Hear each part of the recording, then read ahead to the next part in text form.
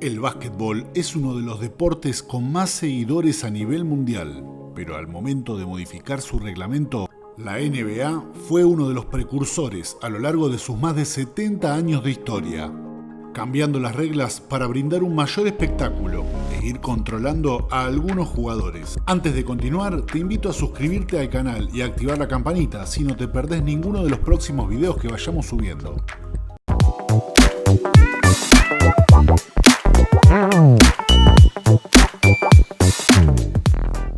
A diferencia de otros deportes de tradición mucho más conservadora, el básquetbol es un deporte abierto a los cambios y modificaciones, adaptándose a la condición física de los jugadores.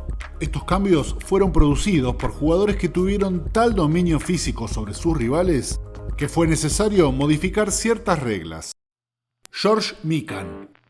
El pivot de 2,8 metros fue tan dominante en la NBA que hizo cambiar el reglamento como ya lo había hecho en el básquetbol universitario, donde hizo introducir el goaltending.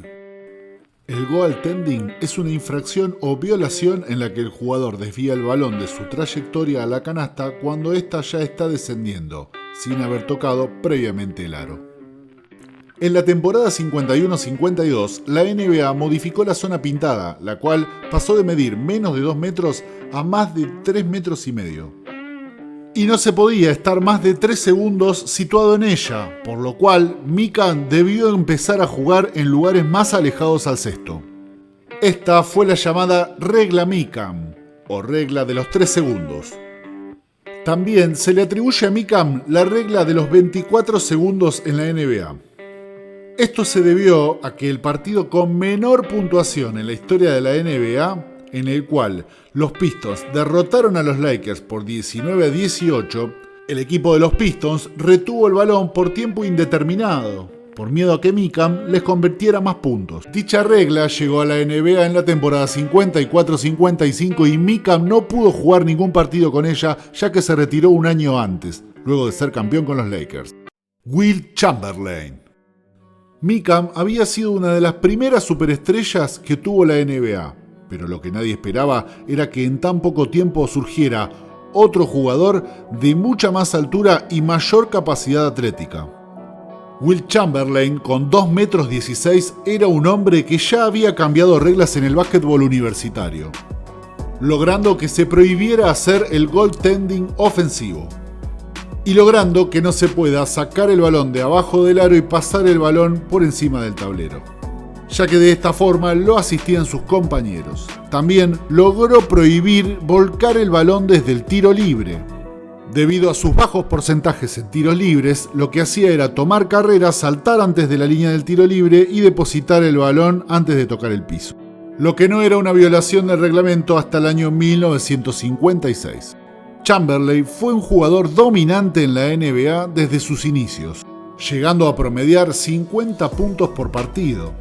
Por ello, en 1964 se volvió a expandir la zona pintada, ahora a 4,87 metros, alejando de esta manera al gigante de los Warriors un poco más de la zona del aro. Aún así, terminó siendo el máximo anotador de la liga hasta la temporada 65-66, en la cual se retiró promediando 30 puntos por partido. Michael Jordan. En la temporada 86-87, el escolta promedió 37 puntos por partido, tomando en promedio 28 lanzamientos por juego. Chicago no tenía jugadores de mucha calidad en ese entonces y todos los ataques se convertían en un unipersonal de Michael Jordan. Entonces, para la temporada 87-88 se introdujo la regla de la ofensiva ilegal.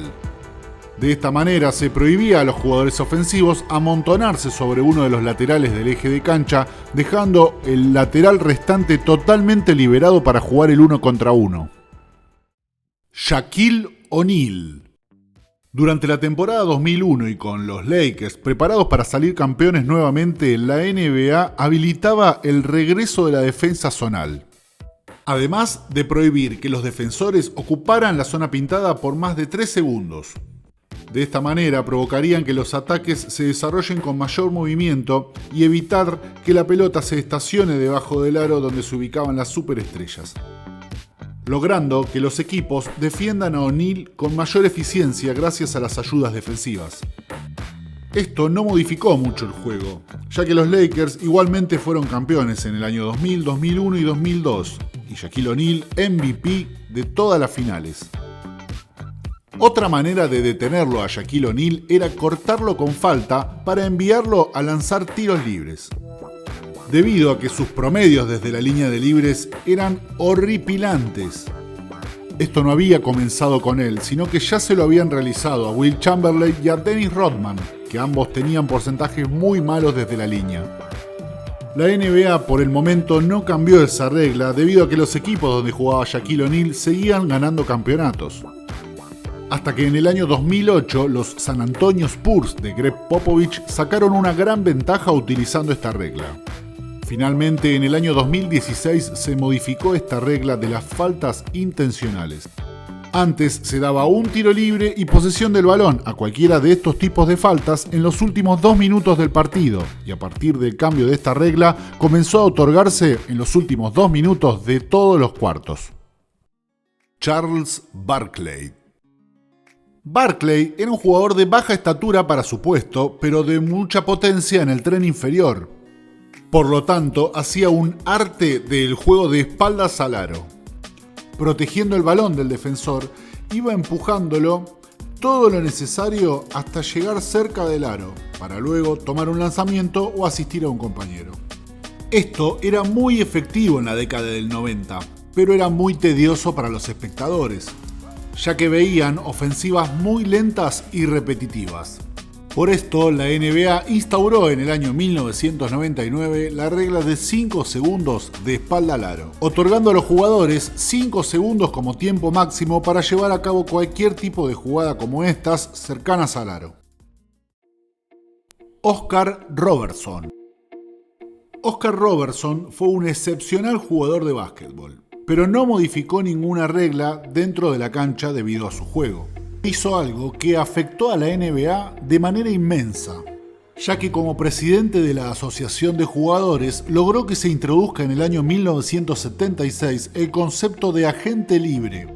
Hoy en la NBA los equipos solo pueden retener a los jugadores que sean agentes libres restringidos, concepto que solo aplica para casos específicos como jugadores elegidos en la primera ronda del draft antes de finalizar su contrato como novato. Reggie Miller. Durante sus años como jugador, Reggie Miller tenía una particularidad al momento de lanzar al aro, golpeando una pierna con la otra, lo que a la vista parecía falta del defensor, y además estiraba una de sus piernas hacia adelante, provocando el toque con la defensa y una supuesta falta que no existía. A partir de la temporada siguiente, se consideraría falta al jugador que al momento de lanzar al aro elevase su pierna para contactar al defensor. Zaza Pachulia. Zaza Pachulia fue un jugador de los Golden State Warriors de no muy buena conducta deportiva que digamos dentro de la cancha. Con esta jugada polémica lesionó a Kawhi Leonard en aquellas recordadas finales del oeste en el año 2017, entre los San Antonio Spurs y los Golden State Warriors. Esto dio lugar a una nueva regla que comenzó a regir a partir de la siguiente temporada, en la cual estipula que el defensor no podrá ocupar con pierna o cuerpo el sector de aterrizaje del tirador antes de que éste vuelva a tocar el piso, considerando esta situación como falta fragante por parte del defensor. Trent Tucker. Trent Tucker fue el autor de esta jugada en el año 1990 en un partido disputado entre Chicago Bulls y los New York Knicks, en el cual encestó este triple a falta de 1/10 de segundo. A raíz de esto, la NBA debió rever cuál era el tiempo mínimo estipulado para que un jugador pueda ejecutar un lanzamiento en condiciones normales. A partir de esto, comenzó a regir una nueva regla. Para que un jugador pueda tomar un lanzamiento al aro, debe tener como mínimo 0,3 segundos. Si te gustó el video, dale me gusta. De esta manera, colaborás para que siga realizando más contenido. Suscríbete y recuerda activar la campanita para no perderte ninguno de los nuevos videos que vayamos subiendo al canal. Todavía no te vayas, aquí te dejo más videos para ver.